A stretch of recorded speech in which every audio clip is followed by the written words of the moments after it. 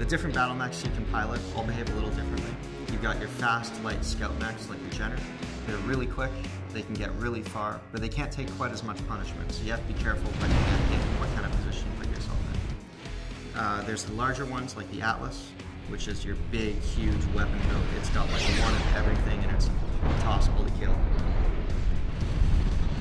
You gotta be really aware of which type of weapons do what during battle. Energy weapons generate large amounts of heat, and when your mech approaches critical heat levels, it will automatically shut down. When you're shut down, you cannot fire back, you cannot move, you can't do anything until it decides to power back up after cooling off.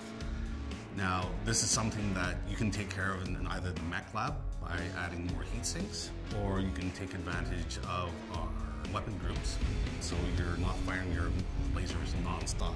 You can actually assign lasers to different weapon groups, so you can study when they fire, how often they fire, so you can continue a high level of damage per second without having to worry about overheating.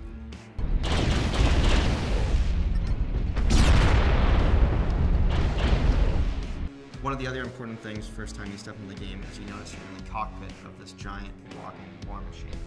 You've got your cockpit readouts on the panels, you've got your HUD showing you extra information, and you move the mech, not yourself. So one of the primary controls for your battle mech is your throttle. This sets how fast your battle mech is trying to move. In most first-person shooters, your W and S keys will make you move forward and back.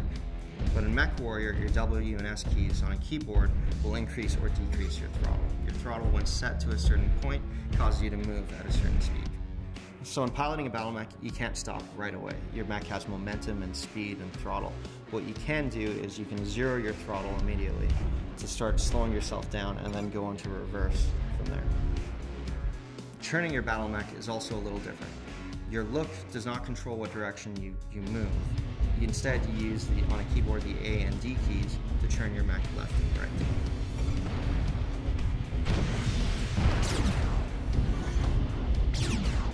There's a couple of advanced pieces of functionality to your battle mech. You can hit the C key to center your torso and regain your orientation at any time. And you can press the X key in order to zero your throttle to rapidly change your direction while playing the game. So the biggest difference from a traditional shooter is that your upper body and your lower body move separately. So you don't always move in the direction that you're looking. It's kind of like piloting a giant walking tank.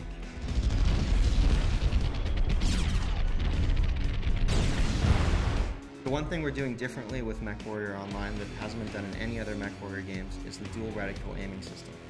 What this allows you to do is aim your torso and your arms separately from each other.